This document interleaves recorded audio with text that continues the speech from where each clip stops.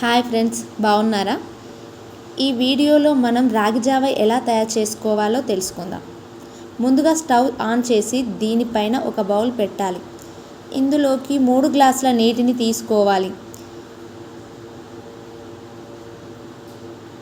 ఈ నీటిని బాగా మరిగించాలి. ఒక గిన్నెలో 3 చెంచాల రాగి పిండిని తీసుకోవాలి. ఇందులో కొద్దిగా నీటిని పోస్తూ ఉండలు లేకుండా కలుపుకోవాలి.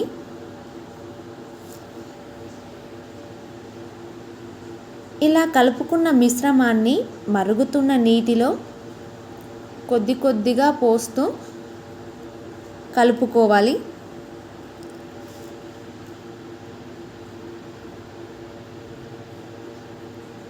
ఇందులో తరిగిన బెల్లంని 2 చెంచాలు వేసుకోవాలి.